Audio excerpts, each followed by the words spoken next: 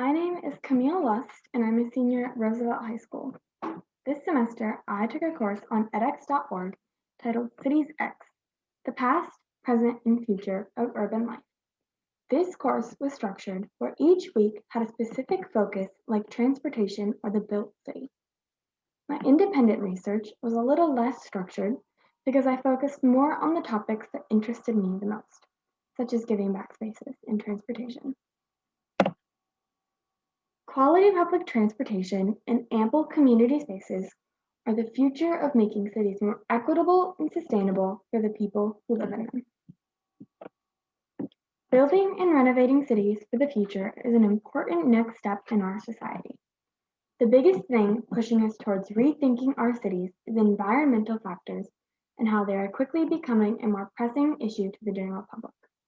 Not only that, but the population is also rising, creating an even greater need for well-designed, functional cities that work for the mass amount of people that cities are being forced to accommodate. A big first step in creating the cities of the future is thinking about how we can keep up with people and the environment's needs. And a big first step in that is transportation. No matter which city you look at, transportation is always going to be a big thing that needs to be thought about when designing or renovating a city. Transportation is important because it can determine so much about the accessibility of the city and the services and jobs that are available in that city. One of the biggest arguments in transportation is bus versus train. And while there are benefits to both systems, in most places, buses seem to pull ahead in terms of benefits. The newest system of busing, bus rapid transit, also seems to be making busing even more popular, with an increased amount of benefits. With the new BRT system that is being instituted in many places, buses get their own dedicated lanes in traffic so that they can move faster and more consistently, almost like a train. The bus rapid transit system is also moving towards having a train-like system in terms of payment as well, where you pay your fee in a station or even with a pass that you can tap before you even enter the station, like a train. Even though it is very clear how similar bus rapid transit and trains can be, there are benefits to both systems. The biggest benefit to bus rapid transit is how flexible it is, because of the limited amount of infrastructure that it takes to install a bus rapid transit line, stations, and just a different lane in traffic. It is very easy to change where the line goes even after 5 years if the needs of the community change. The bus rapid transit system is also better at making sure that everyone gets served and not just the majority. Because with trains, there are only routes where the majority of people want to go, not where everyone needs to go. But because bus rapid transit buses are smaller than trains and don't face the set in stone infrastructure that trains face, more people can get more directly where they want to go. On the other hand, that is a benefit to trains. There are more people behind one driver, requiring less people to work during the day to drive the systems. But the decrease in drivers is evened out by the increase in upkeep of the rail lines and the other systems that are used in trains. When thinking about future cities, transportation will be very important to consider, especially with environmental concerns also becoming a part of the picture. Transportation in the future will also have to account for a growing population, which will lead to even more congestion if transportation systems aren't efficient and accessible. To make these systems work the best in a crowded city center, it will be important to think about what is already in place in the city. If there is already a rail line in place, great, use it to its best capability and on the busiest routes that are going to stay busy for an extended period of time. And then fill in the gaps with a bus rapid transit system that is still going to have a lot of the same benefits as rail, but is more flexible and cost-effective over time. A big thing to think about in the future is also discouraging the use of cars to help not only strengthen the transportation system, but to also alleviate some of the issues that come with cars. Increased congestion, parking, the cost of owning a car. Because if everyone used public transportation, it would be much higher quality and more accessible to everyone, possibly taking out that barrier for a lot of people. Quote, "The tailpipe is a symbol of our worst habits, habits that we have normalized for too long. The burning of 100 million barrels of oil every 24 hours and the extrication behind that oil. The fumes choking our cities, the greenhouse gases going up in the atmosphere and overheating our planet. None of that is normal, nor is air pollution, which can shorten life expectancy by up to 10 years, depending on where you live. This is also a matter of environmental justice, because air pollution hurts everyone, but it hurts poor and minorities disproportionately." End quote. This systematic change that many cities are taking and should continue to take is encouraging and making possible the use of public transportation. As you can see in this graph, if public transportation was used to its fullest potential, carbon emissions could be decreased rapidly. Another place to start solving this issue of transportation and carbon emissions is to give the streets back to pedestrians and bikers. Because of how much space has been given to cars in current cities, it can often be dangerous or just not very appealing to try and walk or bike somewhere, especially because our current cities were designed with cars in mind. One thing that Paris is engineering to help encourage the increase of walking and biking is the idea of the 15-minute city. This is where everything that a person could need in their daily life is a 15-minute walk or bike ride away. This encourages the use of bikes and walking to get to essentials, greatly reducing the need for cars. Another example of the 15-minute city is the floating city of Copenhagen. These cities are small floating pods of shipping containers that are housing students that are accounting for the rising sea levels that are causing coastal cities to lose space.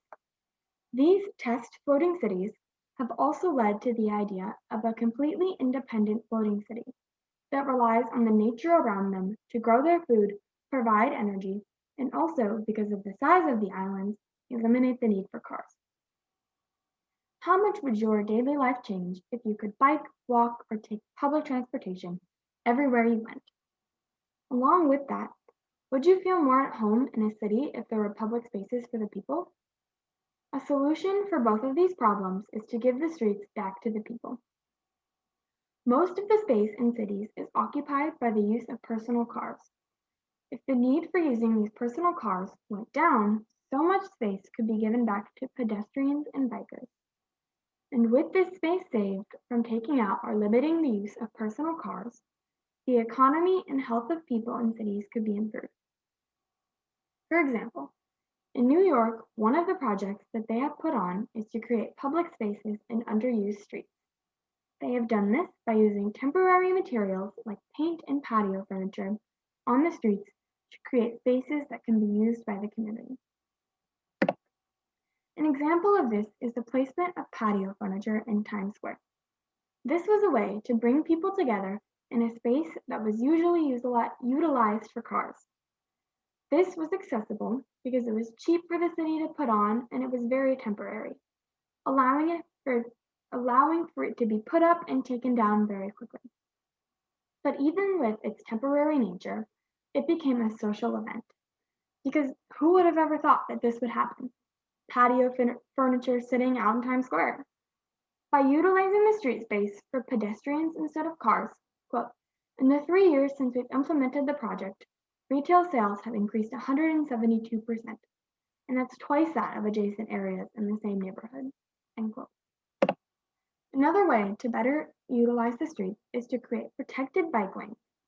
By creating protected bike lanes in New York, there has been a large increase in riders and a decrease in injuries related to biking. There has also been a 49% increase in retail sales and 47% fewer commercial vacancies since the implementation of over 350 miles of protected bike lanes. Giving the streets back to the people is an important step in thinking about the future of cities. Quote, "We need to focus on the equitable, the attainable, and the sustainable." End quote. A great place to start is thinking about what the people want and need and how the city can be made a better place for the people that live in it. Transportation and public spaces are a great place to start because both of these things affect how people interact with and are involved in the city. If everyone can get around and has equal access and opportunity to do so, the city is made so much more equitable already. When thinking about public spaces and how space is utilized, It will also be important to think about how spaces can be reimagined, especially as our society is changing the way that we do life. As brick and mortar stores become more obsolete, cities need to think about how those spaces could be best utilized for the community and what needs they have or want addressed. Not only can the streets be given back to people, but all empty spaces in the city have the opportunity to be given back to the people and utilized for something that the people believe is missing in their city. A way that these needs are being fulfilled is through activating spaces. The definition of activate is to quote, make something active or operative, end quote. And while that word is normally thought about in the context of an object, spaces are another thing that needs to be activated. The most important things to think about when activating spaces are to acknowledge the community and what they really need and want in their space, to work hard and to make ideas real and to put in all of your effort, to reach out to people who want to help, to trust the process and learn from your mistakes, and follow up, making sure that the space was better than when you found it. These are all things to keep in mind when activating spaces, but how the space is going to be activated is also important. The first way is temporary use. This is where there is usually a schedule as to how long the space is going to be available for community use. They're informal spaces that are meant to break from everyday routine. An example of this is something like a farmer's market or a festival, where most of the structures are temporary and can be taken down and set up very quickly. The second way to activate a space is through reuse. This is where building spaces, often old retail sites, are rented out to community or arts organizations to provide a space for the community to gather. These are more permanent in nature than the temporary use spaces. The third way to activate a space is through programming. Programming allows organizers and community members to experiment with ideas, and it allows people to get creative. Programming is seen as planning for the short term because activities and programs are interchangeable and able to shift to the space's needs. Another way to activate a space is through counter-programming. This is where the space works around the current architecture already in place and uses what is available. These spaces are meant to be more flexible and usable for anything that the community could need. They also use materials that are affordable and easily found to help make the spaces more accessible and usable for everyone. When thinking about creating the perfect city for the future, this activating of spaces should be taken into account, especially in places where there's a lot of pre-existing infrastructure in the communities that are being rethought and are rebuilt. The key thing though is that spaces are used and repurposed for the community and what the community really needs and wants to have, because only they know what they will benefit from. This focus on the community will not only benefit them and their use of the spaces that they inhabit, but it will also benefit the environment. Because if spaces are better utilized in people's own neighborhoods and they have everything that they need within walking distance, the need for personal cars will decrease, and in turn the use of fossil fuels. Giving these spaces back to the community is not only a good thing for the environment, because people's needs are met near them, but it is also a good way for communities to be more connected and build relationships with each other. For example, there was a study done where they looked at the outcomes of mothers who had their children enrolled in early childhood education centers, and they discovered that the mothers who made friends because of the enrollment of their children in the center were more likely to be successful. This success was measured on the material and mental hardships that they faced, and they found that if the mothers made friends at the center, they would have less of these hardships. This connects to activating spaces and public transportation and the benefits that these things have, because if you physically cannot access resources, like an early childhood education center, how are you ever going to move up the ladder in life and get out of these hardships that have been trapping you?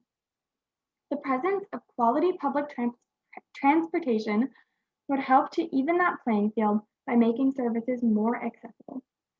Activating spaces is also connected to this measure of success and hardships after building quality relationships because, for example, Early childhood education can be expensive, so if a space was activated to be an early childhood education center, or even just a space for parents with young children to gather and be together, the parents would have a more equitable opportunity to build social capital. Social capital is having that group of people who you can talk to and make connections with and use them for things such as recommendations for jobs or people you can lean on if you are in a tough situation. Quality public transportation and ample community spaces are the future of making cities more equitable and sustainable for the people who live in them. By giving people equal access and opportunities, they are able to build more social capital and have a more equitable opportunity to succeed as the people who are more fortunate in their city. Not only that, but providing equitable and sustainable transportation decreases our carbon footprint and overall makes cities better. The goal is to build cities for the people who are living in it because, quote, the real heart of the city is in the social fabric that's housed within it. And the whole point of cities is enabling us to connect with other human beings. Thank you for watching.